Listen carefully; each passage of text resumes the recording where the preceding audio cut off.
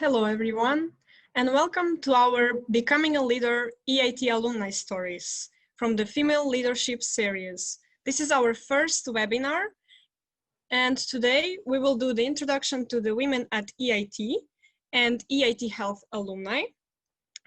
With us, we will have our speakers, Maria Kanov, Audrey Kane, Emily Vigzo, and Marilu Valente. So EIT Health, EIT is the European Institute of Technology that then gets divided into different KICs like EIT Health and EIT Women. And through different KICs, we also have some sub-KICs like EIT Health Alumni. Women at EIT were created to try to close the gap between the leadership, payment, and investment for females.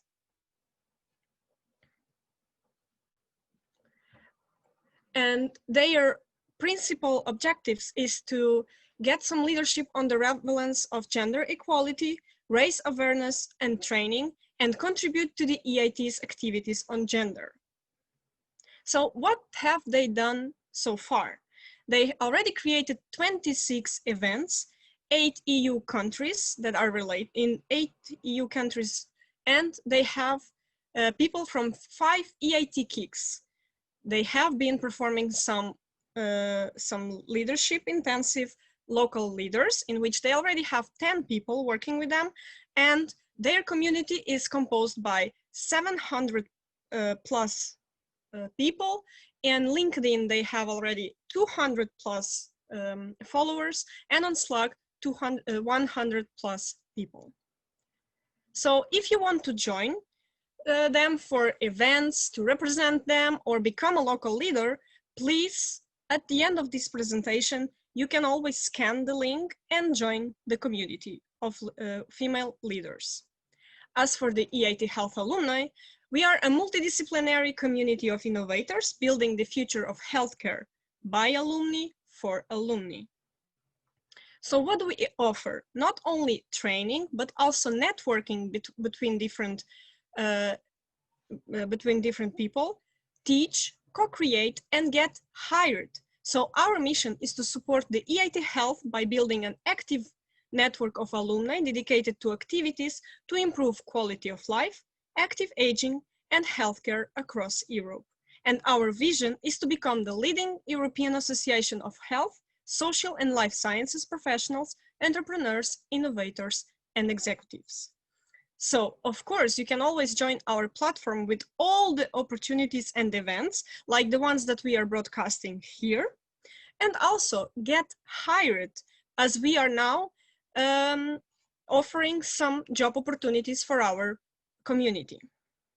So from the survey results that all of you have been participating, and thank you very much for that, what we realized is that we have 4 key topics of interest from our participants, like decision-making, conflict resolution, communication, and negotiation.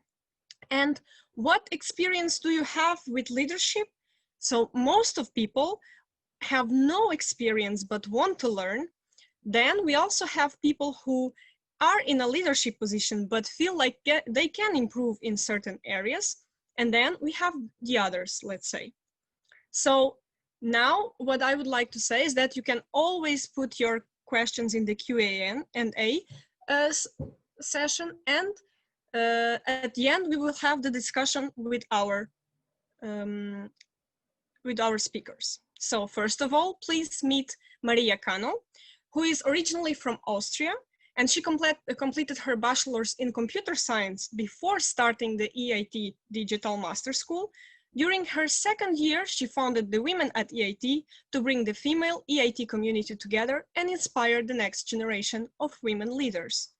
From leading the board as president, she now went on to an advisory role. Always passionate about combining technology, Maria also works full-time as a UX designer for Daedalus Healthcare, where she can use her diverse skill set to design diagnostic imaging applications. Maria, the stage is yours. Thank you so much, Liana. And thank you so much for introducing me. So what I can basically do is to give you a bit more details, but you already mentioned the main points. So yes, as you said, I am from Vienna.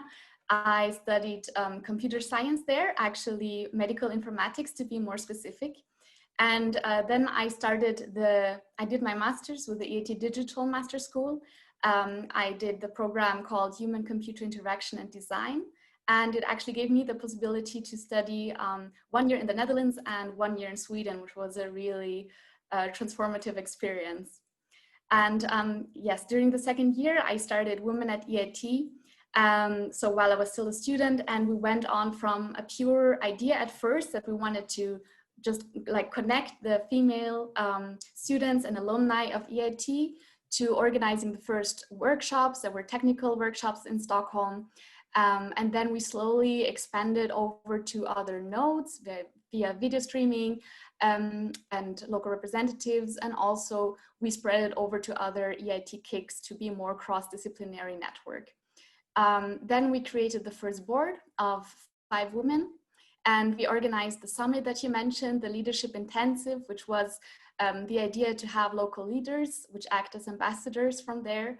And they will perform like events all over Europe, depending on where they are based. And we kind of coordinated and managed them. So, and then this year we handed over to the next board, which is also partly present here. I'm really happy to have them as a new board, and I am still active, but as an advisory role, as you said. I also had further EIT involvement, actually apart from that. So first of all, I was a student. I also co-organized the EIT Alumni Startup Days in 2016. I was also a proxy of the EIT Digital Alumni Board for 1 year. And I was also actively participating in more formal EIT events, such as I moderated a panel discussion for the celebration of 10 years of EIT with the EU Commissioner and innovators of the community. And I was furthermore also nominee of the EIT Women Award in 2018. So you could say I wanted to give back a lot to EIT. And and after the master school, I started working as a UX designer, as this was really my passion. And currently I work at Daedalus Healthcare, where I am designing applications in the diagnostic imaging field, which means that I create design applications that medical health professionals use to diagnose patients. Thank you. Thank you very much, Maria. So the next one will be Emily Vixo, and she has just started her master's in environmental engineering at Technical University of Denmark. She has a great passion for the environment and sustainable development. Emily is active in several non-profit environmental organizations, and she has served as the Vice President Education of Speak to Lead Toastmasters, empowering her members to develop their public speaking and leadership skills. She works as a student assistant at the Department of Groundwater and Geoscience at Govi. So welcome, Emily. Thank you very much for the introduction. You summarized it quite nicely, that I just started my MSc in environmental engineering at Danish Technical University, something I'm really happy about. I have a background in natural resources, so kind of the same, but maybe a bit more to the environmental science field and not so technical. But now I'm getting hardcore technical and I love it. And it's something I can really recommend to everyone. About my passion for sustainability, well, this is actually how I got to know the EIT community, because I participated in the Climate Kick, the Journey, the Climate Innovation Summer School that EIT offers back last year. So before it became online, because this year apparently it was online, but I heard it was quite good as well. And my passion for public speaking is something I have through and practice through Toastmasters, where I served, like Diana said, as the Vice President Education for a year. And the Toastmasters is something people don't really know about. I usually introduce it to people and they say, well, I never heard of it, but people heard of Rotary, and it's kind of the same in some ways. While Rotary is mostly humanitarian side as well, Toastmasters is much more hardcore public speaking and leadership, because the core in Toastmasters is if you can speak, you can also lead. And another core pillar in Toastmasters is that you become better through practice and through evaluations. So if you are evaluated, you can get better by constructive feedback. You can take the next slide, please. Another thing that I'm really active in is the Danish Association for Sustainable Development is a nonprofit organization, and we have a project currently in India, in West Bengal. So earlier this year, I was actually there for a monitoring visit in our project called on sustainable water resource management. And we are basically looking at how can you use the water resources in the area, which is predominantly groundwater, and groundwater is depleting in India and many other places. How can you use it in a way that's more sustainable in agriculture and in the households? And it's something I'm really passionate about, and I'll be more than happy to answer any questions about my work in NGOs such as this one, and also Toastmasters later on. Thank you. Thank you very much, Emily. So the next will be Marilu Valente, and she's the co-founder of Cyclic Design. She's an industrial designer developing products for the circular economy. She designed Nepenthes, a refillable bottle for personal care products, aiming at minimizing the environmental impact coming from packaging. Please welcome Emily. Thanks, Rihanna, for the introduction. So yeah, basically, I'm not from a labor master, so my involvement with the EIT comes from more an entrepreneurial path. Actually, I studied architecture, and then I decided to shift my career from the one of an architect to the one of a product designer. So when I finished my master's in architecture, I worked also several years in the architecture field, but then I realized I wanted to design things at a smaller scale that would affect our everyday life as we use them. I worked for Siemens for some time in the department of smart cities on a software that calculates carbon emissions when you implement green technologies in your cities. And actually that experience in such a big company made me realize that that environment in a big company wasn't really for me. And I really wanted to work on my own project and do things, that I wanted to do and have my voice heard in a way that I couldn't do in a big company. And that's when I decided to kind of leave everything behind and start my own projects.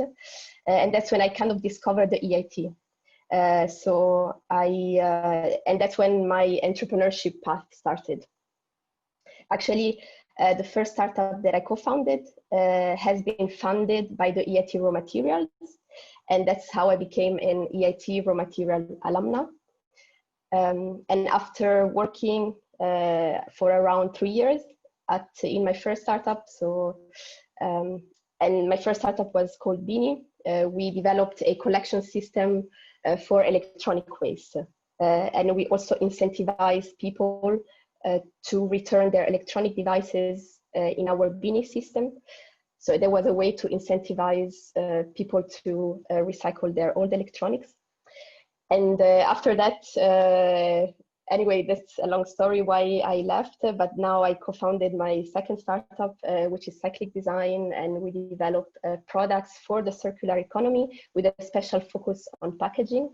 We are currently developing a reusable packaging system for personal care products, in contrast to disposable packaging, and minimizing, of course, the waste along the life cycle of plastic packaging. So I looking forward to the questions later. Thank you very much, Marilu. And once again, if you have any questions, please put them in the Q&A feature. We are very happy to answer all of them.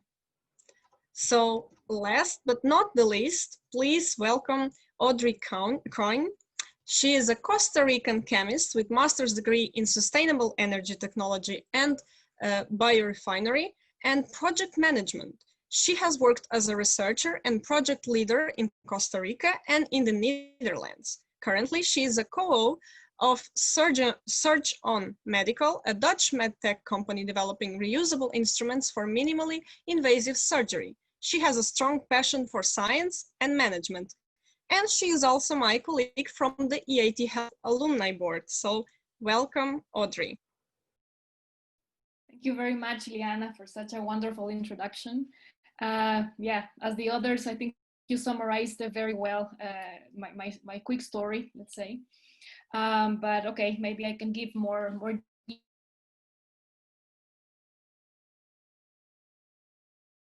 I am the Chief Operating Officer at Surge On Medical. So we work in the healthcare sector in the Netherlands. And as part of my role, I coordinate our research programs, manufacturing, distribution deals, the research for new markets, and even marketing projects. So it's quite varied. But to be honest, that is not how I started my career, or that is not what I used to do for many years. Because of course, my background is in chemistry. So for many years, I basically worked in a lab doing research, doing pure research as a pure chemist. And I loved it. But of course, at some point, I started to feel that I wanted something more.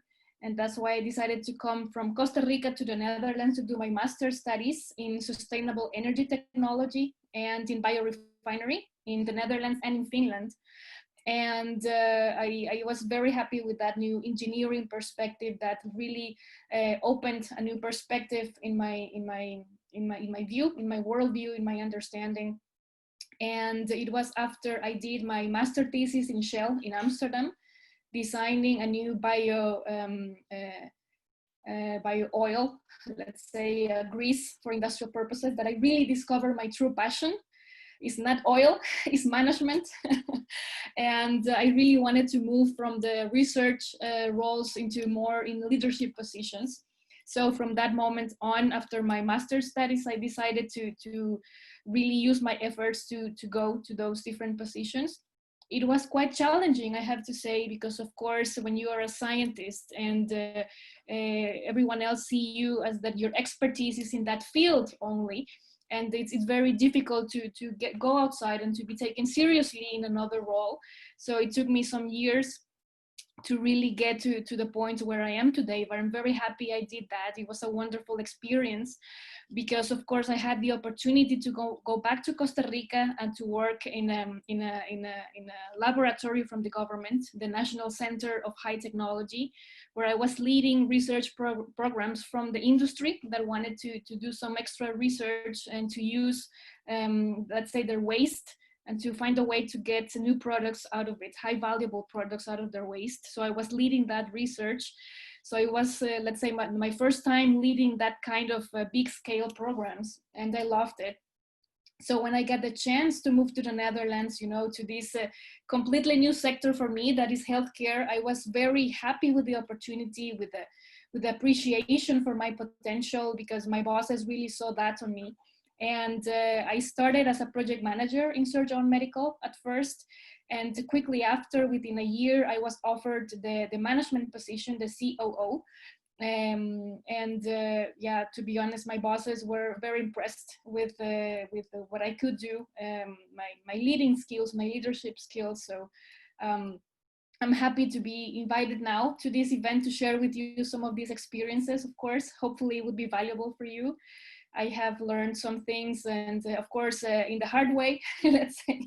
So maybe I can spare you some frustration and some pain to all of you that are in the same path as we are. And of course, it was when I was working, well, during my first period with the Surge On Medical as project manager, that I discovered EIT Health, because they have a wonderful arrangements of programs, initiatives to really support the startups, and of course some subsidies and grants that really boosted our research initiatives. So my role back then was to really apply for these programs, to be in touch with the project leaders from EIT Health. So I really got to know how they work from within.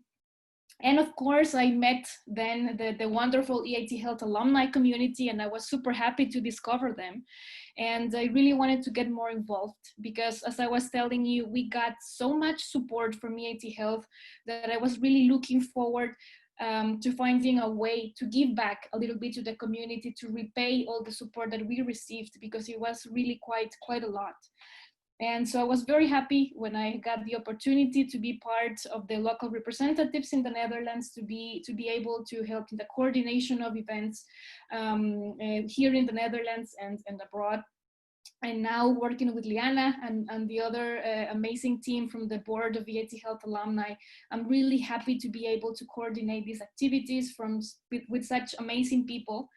And I see that really as something like a breath of fresh air, because as I was telling you, I really enjoy management, and this is something that I really enjoy doing. So my activities in the board and this kind of events of EIT Health Alumni or Women at EIT or one of the other KICs or EIT groups, it's very nice to be part of those. And I really think they're valuable for our community, for all our members, because I remember when I was first starting my career, this kind of support, I didn't have it. I was craving, you know, this maybe some guidance, someone that could take me as a mentee or something like that.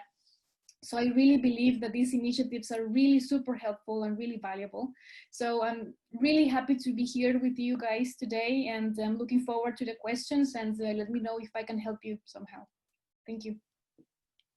Thank you very much, Audrey. Well, all of your stories are very, very inspiring, but I mostly can engage with yours, as I'm also a student and a researcher, and I want to go this way of entrepreneurship. So your story is a great one, and thanks for being with us. So I would like to thank all of you, and now I would like to open the discussion for the whole panelist group. So we have some results from our survey, and we are actually shaping all this leadership series in this regard. So what we saw is that the results from the survey showed us that the negotiation, communication, conflict managing, and decision making are actually the most important topics that you are interested in. And we have some questions from that. So first of all, how are female leaders supporting the transformation or developments of the fields you are involved in? Could some of you give us a tick about it? Maybe Marilu? Yes, sure. I can give my feedback to this question. So I think from my perspective, I mean, I work within the plastic packaging industry. And for me, it's really important to work with the stakeholders involved in this industry. So it was very important for me to collaborate with the different, let's say, with different companies. So you know, something that I couldn't do on my own, and I needed support also from a technical point of view. So I think as a woman, for me, it was important to create this environment of collaboration between the various players that are involved in our project, in my case. So for instance, we work together with an academic institution to test like very technical details of the functioning or the closing mechanism of our product. And so, you know, for me, it was really important to have a good relationship or good working relationship with the academia that was developing or was doing the technical testing, but also with our producer, who is also a local producer that is locally based. and actually have them talk to each other, because communication was a very challenging part of making this project a reality. So, you know, what I did is I just went out there and I started contacting people and just find who was willing to help us. And I would say, you know, I would encourage others to do so, because you will, I mean, you might not imagine, but there are people that are actually willing to help you and give you support. And for me, that was the case. I mean, we were pretty lucky from that side. So yeah, and that's, so collaboration for me was a very big, let's say, value to change or give my contribution to the change in this particular industry that I'm working in. Thank you very much, Marilu. Emily, would you like to add something, maybe? Sure, thank you for the word. Well, I just want to mention, actually, because my field is environment and climate, and I would just like to mention a few of the women that have actually come forward and driven this development that we're seeing today with climate strikes and the Paris Agreement and so on and so forth. So first of all, we have Greta Thunberg. We all know her. She's the youngest probably of our leaders and one of the most well known, at least in our age now. But we also have Ursula von der Leyen, the president of the European Commission, who was helped pass the law, the new ban on plastics, for instance. But anyway, she's a leader also. And then we have Cristina Figueres, who may be less well known, but we know Audrey probably knows her at least. She's from Costa Rica and was the, if I get her title right, the executive secretary of the United Nations Framework Convention on Climate Change. So actually the organ in the UN that passed the Paris Agreement back in 2015. She was working on getting, well, she was actually making the entire agreement together with others, of course. But I'm just saying that we are on the rise, girls, we're on the rise. Everywhere we see many more female leaders across all sectors. And yeah, and I think that's very inspiring for me as a student, but for everyone. And I think we have a lot of great things to bring to the table. One of the things that I would actually say that we do bring, and that we also see in these leaders, is that they're very stubborn. They don't give up. They're very persistent, and that's something I think that is actually a clear difference between men and women in many ways. That women don't give up, and once we have a goal, we actually see it through. That's at least my experience, and that's also what I see in all these female leaders that I've observed. Thank you. Thank you very much, Emily. Does anyone else want to add something, Maria or Audrey? I just want to mention that I forgot the name of the Costa Rican woman you just mentioned, but there is actually a documentary movie about like how they reached this agreement, and I can only recommend it. I have to check the name and I will write it in the chat then. Thank you very much.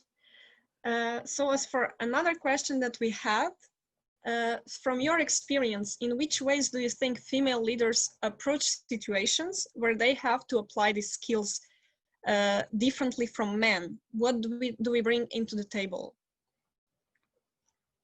Would someone like to comment on this? I can comment on the part of communication. How we actually do it differently from men. And one thing that is actually very well researched is that women, when we communicate, especially when we look at others and decipher body language and such, and even get messages that are just implied, so not said out loud really, but to read behind the lines, so to speak, women are much better at that than men. So we're much more perceptive, and we can read a room, read a body language much better. at least according to science. So there will obviously be exceptions and stuff, but that is what science says, and that's what you can also see. So I would say that women have a lot to contribute with in negotiations as well, for instance, because we can actually read the atmosphere, we can read behind the lines, and we can help our female and male colleagues alike with these skills. I think it's very valuable what you say here, and because also this is one of my strongest points that I have, that I think that women are very good and especially effective communicators. So I always have the feeling that we don't need as many words to communicate our vision. So because we don't have the like big egos that get into the way. And I have actually I have made the personal experience that when I have calls with only women, that those calls take way less time actually. And also what is important is that we do listen to others and we appreciate others' feedback. And so we don't hold on to our path so hard, but we're willing to deviate and according to what's the best path to take for all. And that's what makes us, I think, quite trustworthy leaders as well. Very I also interesting. want to, oh, sorry, Yeah. Jana. Go for it, Audrey. But yeah, related to that also, I want to add that, we as women, we are known as being very good at multitasking, but so that is something that is a given, let's say. But my point is not only about that, but that multitasking also allow us to integrate and to include also different perspectives into the mix when we have to make a decision. So for example, we are able to read the room, as Emily was saying, to integrate that into our decision making, to that input, to even to take into account the emotional or psychological factors of the decision, to integrate that, to be able to give a better advice. So I think that is something that we bring to the table, let's say in a better way that men do, because they tend to forget that part, that emotional part, and they just as for my experience, they think that it's too emotional. Normally they say leave the emotional part, don't be emotional about it, but actually we need emotion. We need that to make better decisions, because most of the time as leaders we are dealing with people and people have emotions. So of course we need to take that into account. Of course, it's not that we are going to make something impulsive that is different, but we need to consider emotions. And that is something that we as women are very good at, integrating that into the decision making. Besides the technical, the business, the commercial, whichever the other factors are, we can also integrate that compassion, that emotions. And that is what I think that makes us different than men and very good leaders, actually. Thank you very much, Audrey. Marilu, would you like to add something? So I totally support the multitasking comment that Audrey pointed out, and the communication. So yeah, I would just like to support this argument. Yeah, actually, I also agree with all that was said before. And me as a neuroscientist, I also read a lot of papers about the differences between men and women and how our communication skills are completely different and our multitasking skills. So all of it is actually proved by science. So thank you very much. So another question that we have is, which topic or topics do you struggle the most with, and what do you do to overcome these struggles in your daily leader life?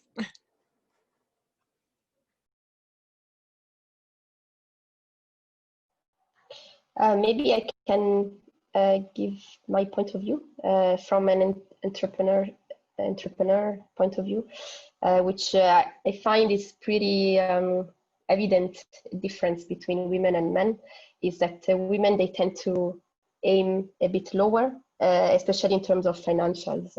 So we are a bit more humble in how far we, for instance, or how much, for instance, capital we want to raise.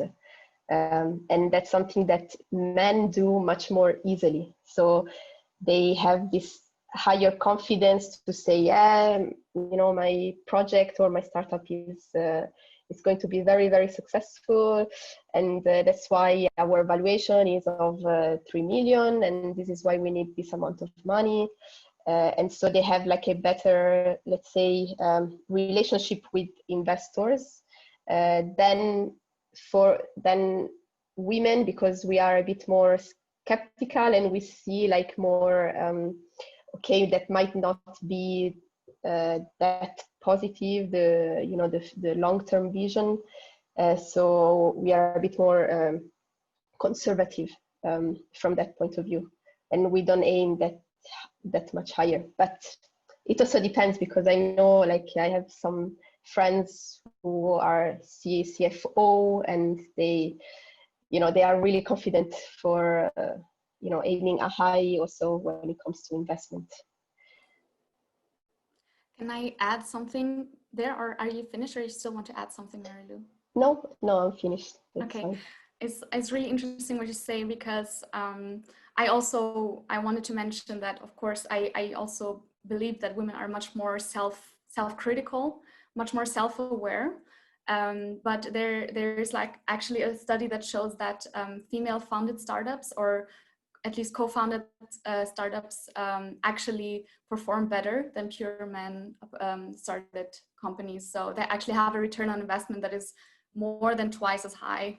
And yeah, I found that study like 2 years ago, and I think it speaks a lot, because but proportionally they get like so little of the investment. But I mean, that's another topic. But yeah, like combining your second and third question, Liana, I think because we are very self-critical and humble, way too humble, it makes us though work harder, and it makes us go for the limits and really, find all the gaps we can possibly find to attack and fill those, so that there's literally no place for attack. And so this makes us much more prepared, and also of course increases our competence, our performance in the late run.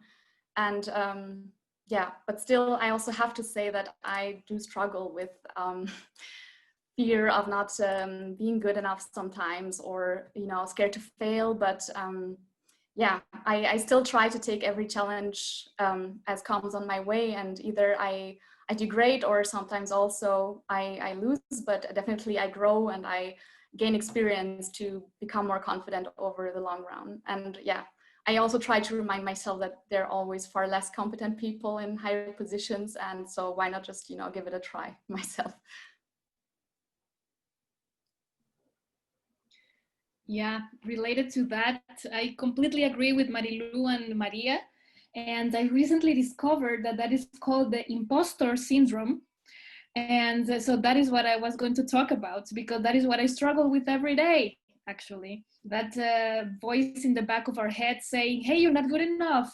You should not be here. What are you doing here? What if they discover you're not good enough? What if they find out you're not prepared?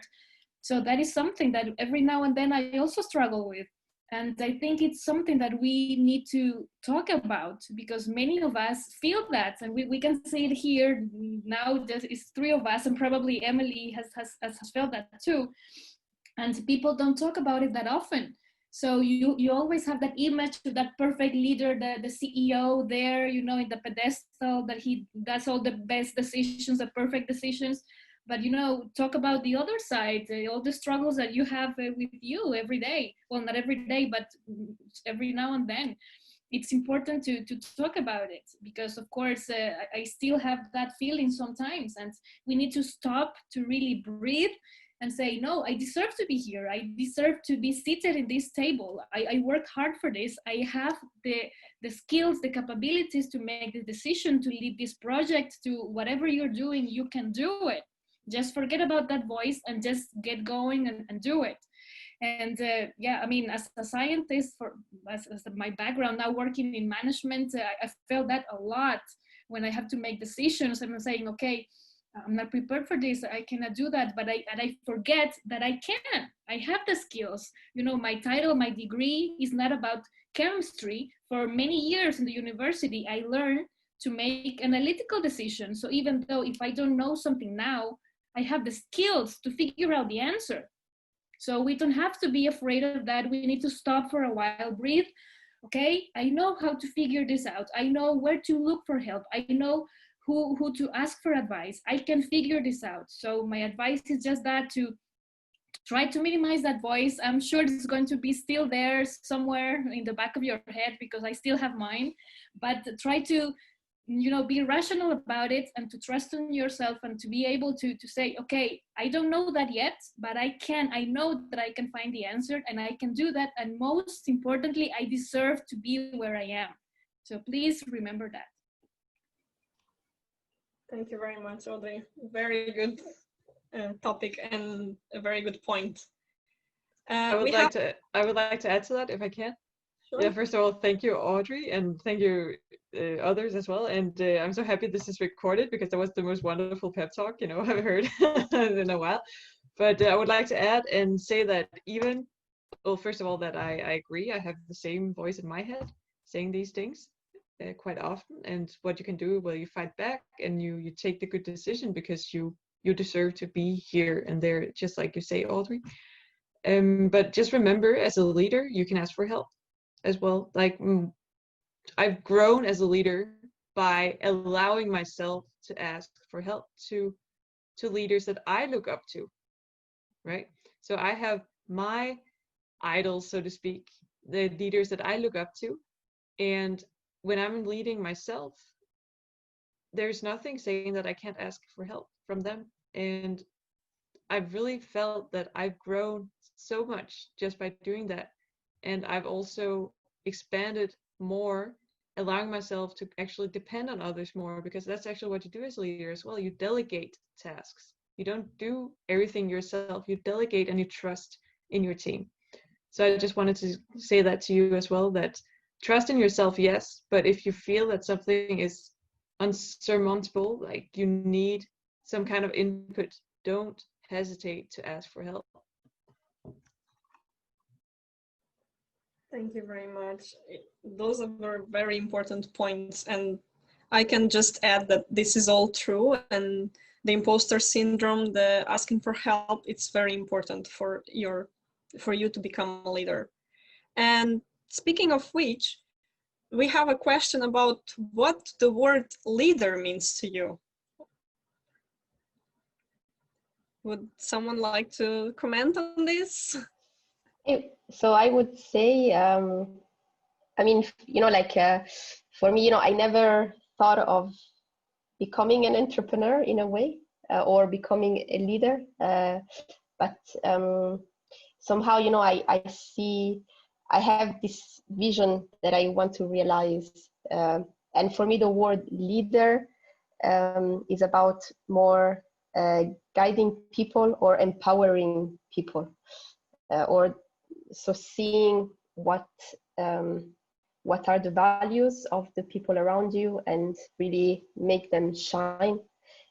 So from my perspective, I work with several people, and I don't want to tell them, hey, do this or do that, or rather listen to what their motivation is, and try to work with them to work with that, and let's say realize what they want to do in a way, in a way that also contributes to the success of the project. So yeah, I just wanted to add there also that for me, a leader is someone, two things: that someone who takes initiative, like as much as they can, and second, put the others before you also, like, help the others to grow, and know your team, and lead by inspiration, basically. So don't really tell them what to do, but lead by having your vision and let the others be inspired by that. I wanted to add to that, because lead by inspiration, but more very equally important, lead by example. That's an quality that every leader should have, and every leader has. Because how can you lead people if you actually don't perform yourself, if you don't follow through on the actions that you say that you will take? and also to show an example to the people that you're leading that you are indeed following what you've set yourself. So yeah, I completely agree with all of you. I'm just going to say that from my perspective, a leader is someone that empowers others, that has the possibility to really help them to grow, and maybe to enhance their strengths and to really help them grow in that direction, in the way that they can be better, and to enable some possibilities for that growth. So yeah, all that you were saying, that is exactly what I consider a leader. And yeah, that is what we have to promote with events like this. I would just like to add one point which I experienced recently. I think also a leader is someone that keeps, let's say, the nerves contained during panic mode. So sometimes you will find yourself in a complete stress situation. Nothing goes right or goes the way you want it. But I think that's when the leader shines through, because he can relativize the situation and look at it from a positive perspective. So even like when you cannot see the light at the end of the tunnel, you can take decisions and fight towards finding the right solution, and not panic or be overwhelmed by the stress or the panic. Oh, it's a really good point, because I read also like recently that women are the naturally born crisis managers, because we have a lot of stress at work, then you go home, you have child, husband, but like a lot of family stress going on, and then and that's why, as we said, like women are very good multitaskers. So this is very helpful in these crisis situations. And also, as you're probably all reading, that there's like this trend that female-led countries have performed better during the Corona crisis also. So yeah, lots of interesting points there. Thank you very much. A very good discussion here, and a lot of very interesting points. And coming to the next, what was your biggest learning from the way of becoming the leader?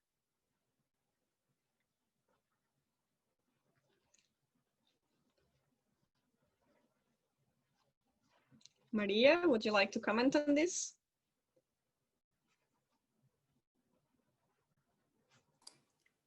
I think it says Maria Aranguren wants to answer, but We can say something. sorry.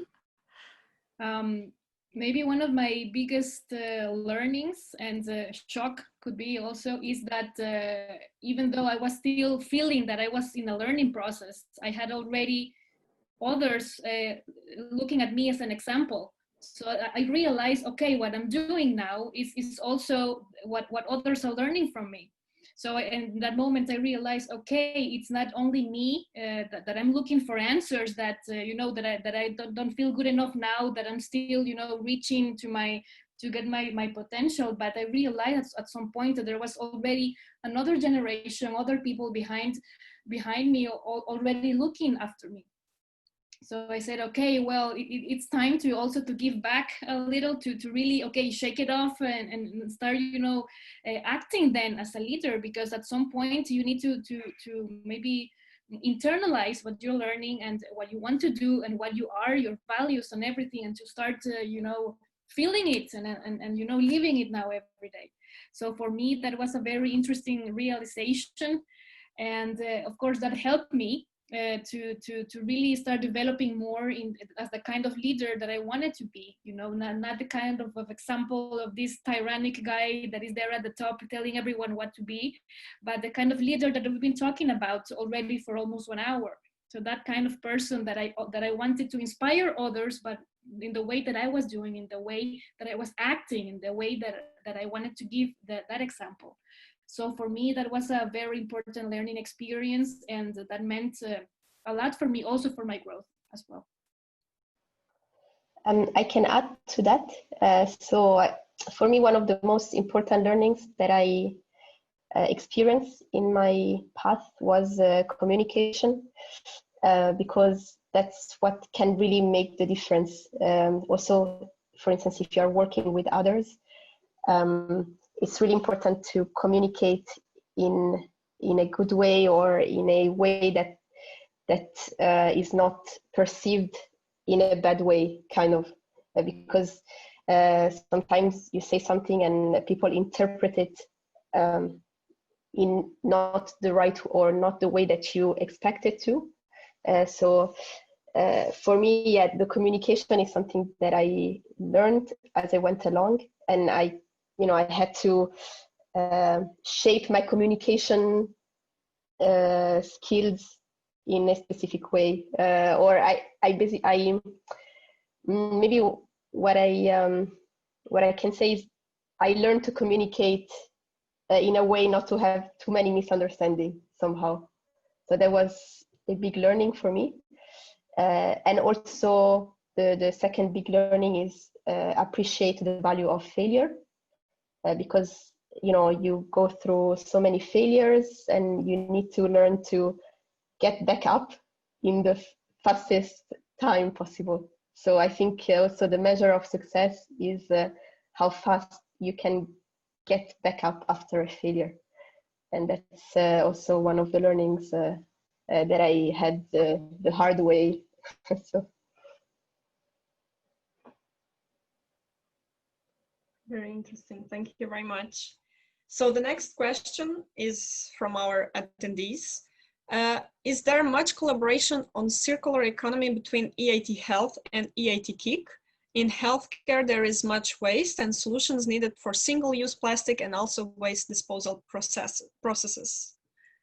Could some of you comment on this, please? I can comment because I'm in the field of circular economy, and I can say there is collaboration between Climate KIC and EIT Raw Materials in terms of circular economy, but I haven't heard projects related to circular economy within EIT Health, which could be very interesting, as the attendee mentioned, because of course there is a lot of disposable products in the medical or healthcare sector. So I totally see the value of introducing this cross-KIC circular economy relation. But I'm not sure whether there was any call related to this type of topic with the EIT Health. I'm not totally familiar with what's going on, or I'm not up to date with the EIT Health initiatives.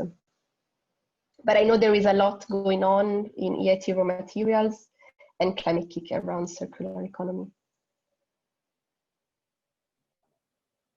Yeah, I am also not aware of the EIT Health, but maybe in the future we will start doing something together with the Climate KIC and raw material. We can think of something very interesting. Yeah, at least definitely. EIT Health alumni are always open for collaborations.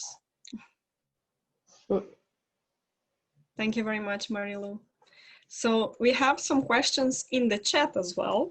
And Jidnyaza asks, first of all, she thanks you for the nice talks, and she has some questions. Have you come across gender bias in leadership positions at international level, and how do you overcome it?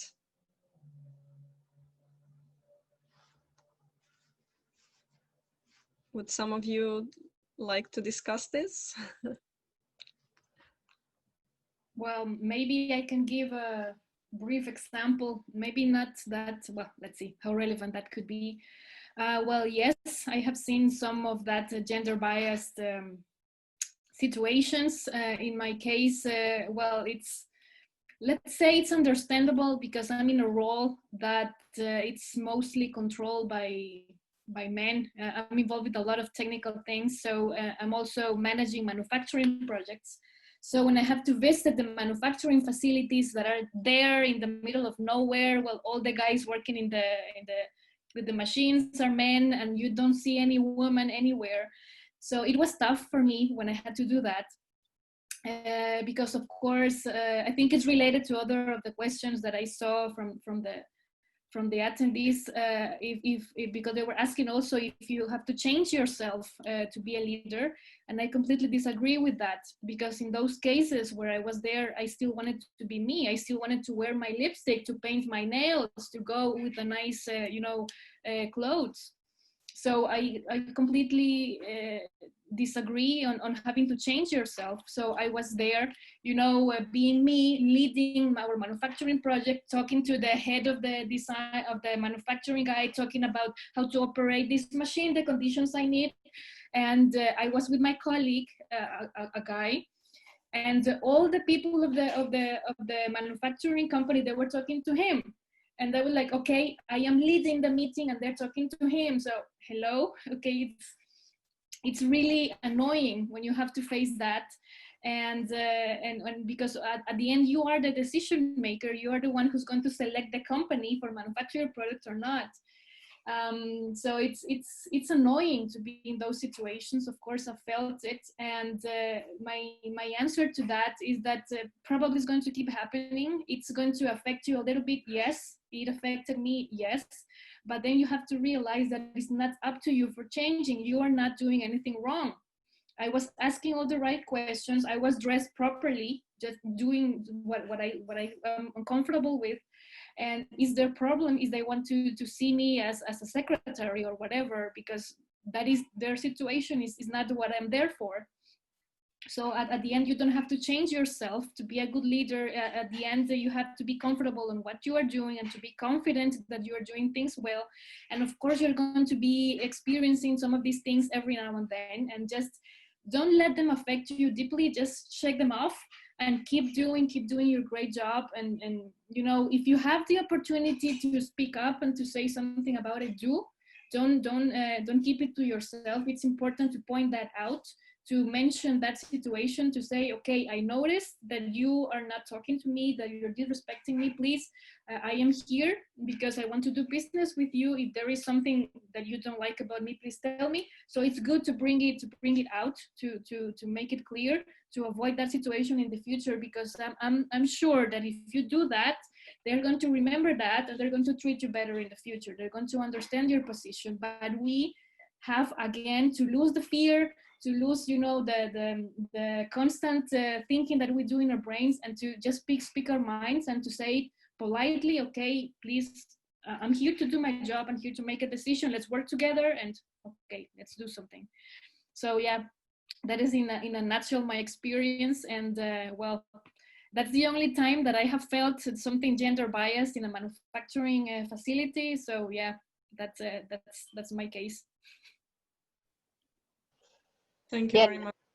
Adding to that, I mean, I can totally share your insights, because I also work in the manufacturing field, and it's completely male dominated. And like I live in Germany, and my German is not great. So from my perspective, I'm like double devalued, because I am a woman and I don't speak the native language. So I had to really learn to be very pushy. So like the first time, for instance, I would approach somebody, they would be a bit skeptical, hearing that I'm not German or not a white German man. So I had to be like much more determined and much more pushy. So I would have to call like 3 times to get what I wanted from the person or from the company. But still, I mean, so don't give up, push, as much as you can, and get what you want, because you will get it. Thank you very much, Marilu. Well, it's already 8, but I believe we can go on, as this discussion is being very interesting, if you don't mind, to all the panelists. Perfect. I'm enjoying it a lot. And we have another question that is kind of a continuation of this one. So when you realize your own potential to reach the leadership positions, how long can the journey be, especially when women entrepreneurs are transitioning like Audrey did? How did you figure out your passion? How did you manage to transition? Yeah, I mean, I think that's a very personal question. It's up to each other's journey. Yeah, in my case, well, many things happened for me to realize what my passion was, but I guess you only realize that by doing. So try things, start working, start having experiences, do things that you like, and at some point you're going to discover that you enjoy more one things compared to others, and then maybe that is the path you should follow. So that worked for me. After many years of doing research, I discovered that I actually enjoy more managing research than doing research myself. And that's when I decided to change a little bit the focus of my career. And about how long the journey takes, yeah, that's so many different factors. There is not a magic number over there. You can get lucky and to discover someone, to find someone that really sees your potential and that wants to give you that opportunity. That is great.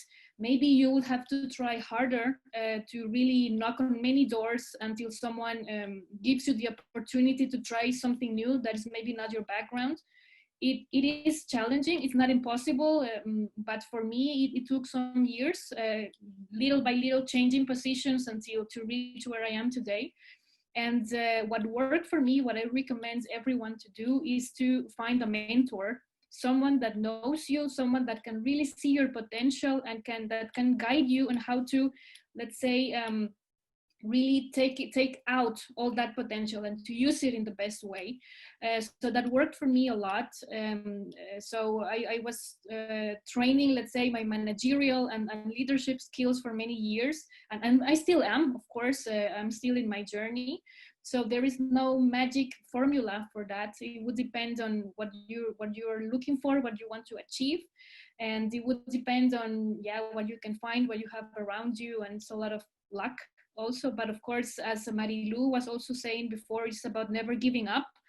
Even if you're going to find some closed doors and some challenges, if you believe in yourself, if that is your dream, that is what you like to do, just keep pushing, keep trying, and eventually what is for you, you will find it. Sooner or later, it would be there for you. So that's what I think. Thank you very much, Audrey. Well, we had a question we had some more questions, but I believe that the time is running up. I think so. So thank you very much to all of you. It was great pleasure to have you with us and to talk. And you're actually amazing leaders that are now empowering others and helping others. Thank you very much for being with us today and for talking and sharing your experience. And I hope to see you soon again. And just to finish, I would like to say that we already have a date for our next leadership series webinar. And so please save the date for the November 19th, in which we will have some more inspiring and amazing women talking about their experience. So stay tuned for on our Slack and our platforms. And I would like to thank my colleagues from the Women at EIT, Maria and Aletta, who have been just tirelessly always working with me to put together this webinar series. And of course, whoever is not yet in our communities, please join us. Just scan the QR codes and join our communities and get all the possible opportunities. So thank you very much again, and I hope to see you in a month.